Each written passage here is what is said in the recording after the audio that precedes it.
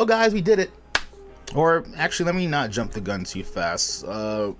Maybe more so, I should say, we're finally starting to see the light towards the end of the tunnel, and this dark plague and cloud that's been loom and gloom over our heads over the past year and change now, it's finally starting to crack, and we're starting to see that light shine through from the heavens, and we're starting to get back to some normalcy. And I'm so happy to say that, yeah, like, one of the things of normalcy, at least part of my life, is festival season and getting out there and interacting, and not just, you know, going to shows, but, you know, playing shows and just getting back into, you know, rave culture, which is one of the things, or at least the very first thing that got me sucked into dance music, as I've stated on this channel many times before. But yeah, just the environment, the people, the live music, that pulse, that live experience, it's starting to become more of a possibility this year, and I'm couldn't be more excited. As you can see from the title of this video, this is going to be a review, or at least just me explaining and giving out the dish on what my plans are for the summer as far as festivals and shows, and what I'm going to go into, what I'm looking forward to seeing, and how I think things are going to pan out. And yeah, again, I'm just super excited. Like, this is just a dream come true. So first up, we got Electric Zoo Festival in New York City. This is a show that I have been to before, and I'm pretty sure I explained this on this channel before. But not only have I been to it before, but this was actually my very first festival, or at least first rave I've ever been to. That's when it pertains to dance music and anything like that. Great time. It was in 2012, and again, very first experience, very first in-depth, in my face look into rave culture and seeing live DJs and just anything of that nature. And obviously I was hooked, and the rest is kind of history since then. But yeah, it's held on Randall's Island in New York City, and currently, like, I only live just a couple of miles away from here, right across the bridge.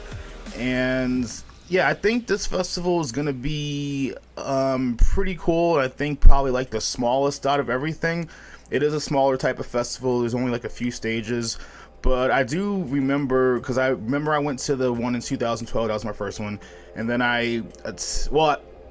yes and no, went to 2013. That was the year where, unfortunately, it was 2 attendees had died of a drug overdose, and I believe it was like the first death that they had ever experienced, or was on like their watch. So I remember the first 2 days, Friday and Saturday, had continued. The incident happened, unfortunately, on that Saturday show, and Sunday was just completely knocked off. So I had tickets for Friday and Sunday, but was able to go Friday, but Sunday was just And what sucked even more, aside from the deaths, of course, was Sunday was going to be the first rave experience for 2 friends of mine that I was bringing at the time, and they didn't get to go at all, so that was a bummer. But yeah, I haven't been back ever since, because by that time I was just busy doing other things, and plus I was living more so in LA at that time, so I was just doing more of like the Socal festival circuit over there. But yeah, it's gonna be my first time going back since 2013, so I'm really excited for that. This was more of like a last minute kind of thing, like literally just a couple of days ago. One of my homies on Twitch, she was talking about how she wants to get back into, you know, festival season, or at least see one show this year, and offered, hey, well, there's Electric Zoo, you want to go to that? Like, it's pretty cheaper, less inexpensive, and it's pretty cool. It's in New York. It's a lot of fun stuff to do and everything. So she said yeah, and it was just like a last minute thing, so I just booked it. So I'm looking forward to it. Again, it is more of a smaller, in my opinion, a little bit more intimate kind of show. Still big, still a lot of big names that go there, and from what I see, are planning on going there this year. So I will be there for the Friday and Saturday showing, skipping Sunday. But yeah, really looking forward to it and getting back to the roots of where it all started, for me at least. So should be fun.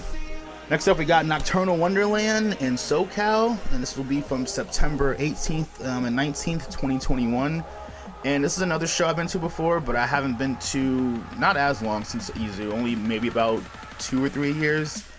I remember for the first time I went to it, I went with my homegirl Wendy, and it was cool because she had introduced me to like her set of friends that was their first show for that time, and shout out to them because they just became like my instant rave fam, and like we've been all homies ever since. And yeah, this show, from what I remember, it was cool. I remember I had only went to, I believe it was the Saturday showing, only went to like one day for that, and we got there kind of late, and again, from what I remember, we only were able to see like maybe like 2 shows or 2 sets, I should say.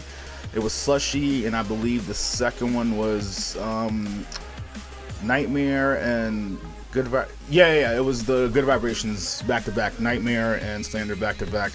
And it was like a kind of like a short, kind of like a smaller trip and everything, kind of like last minute.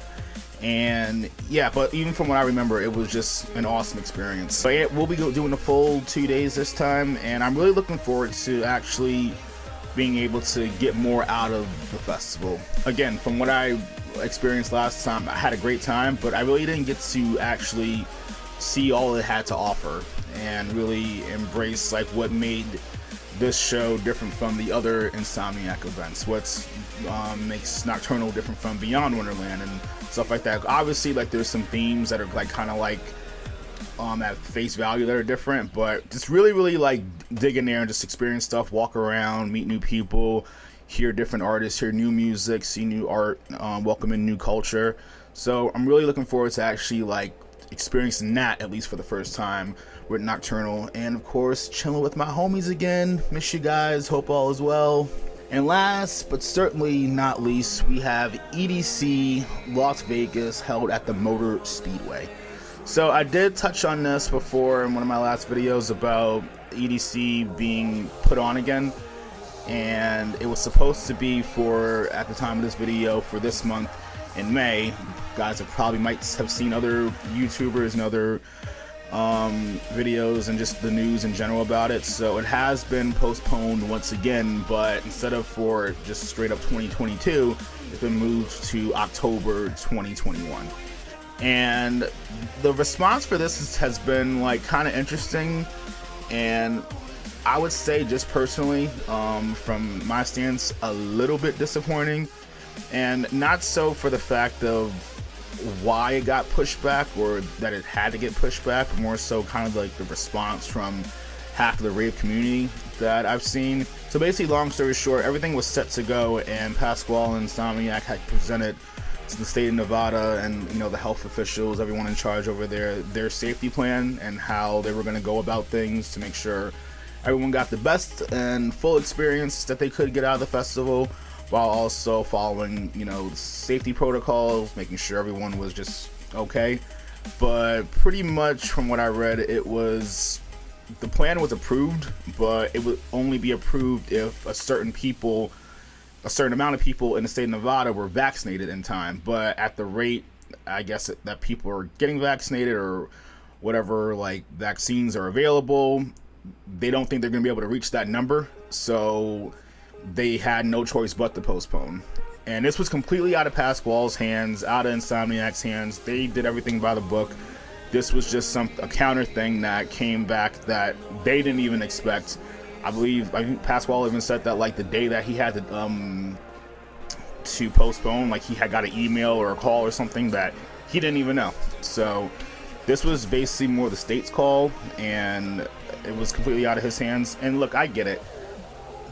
There's been a lot of controversy with this. Like, this is pretty much like maybe like the third time this festival's been postponed. And again, trust me, I get it. It's frustrating, especially like when a festival like this big and of this big in this capacity with everything, it's a lot to plan for. It's a lot to go into, as far as booking your hotel, flights, just taking time off of work, and it's a lot. And sometimes it comes to the point where between all that, you can only go to one festival a year. Trust me, I've been in that boat quite a few times. There's like a bunch of stuff I want to go to, but there's that one festival that you just like have marked on your calendar, and you're like, all right, aside from like rent and food and necessities and bills, like everything else is going in the piggy bank jar towards EDC or towards Ultra or towards Tomorrowland. Like, it's totally understandable. But at the same time, I think with this, people's emotions were like really on high and didn't really take a step back and just kind of look at it from like all different perspectives. Again, from what I read and from what I saw, both Pasquale and his team did everything by the book. They were trying to give us a show while also making sure everyone was safe. And this was just a curveball that even they didn't even expect coming. And I know people are still kind of salty saying, well, he should have canceled it and just postponed it to October to begin with, or 2020 just 2, or even 2023, yada. Like, they're greedy, all they want is money. And again, like I said in my last video, it's not that simple half the time. Again, there are investors, there are logistics, there are a lot of things that are in motion when it comes to business wise, and you know, again, with scheduling the artists and like getting the venue and stuff like that, where you just can't necessarily just pull the plug like right then and there, especially when there's like kind of wiggle room in there. And also a lot of people just claiming again that it was just a cash grab. He didn't care about anyone's feelings or safety. Like, this is the same dude that like has always put safety first within his shows and events in general for as long as I can remember, or as long as he's been doing his thing. But yeah, again, I know it's very controversial, and it is a hassle. Trust me, I've had to rearrange my plans many times, obviously myself. So I get the frustration, but just the reaction was just really sad, especially when people knowing that people didn't stop to think about it. Again, from a logical and from all aspects, if you should say that. But still, this is no sweat off my back. I'm still excited. I think this is also going to be like a cool grand finale, at least for me, for my personal schedule.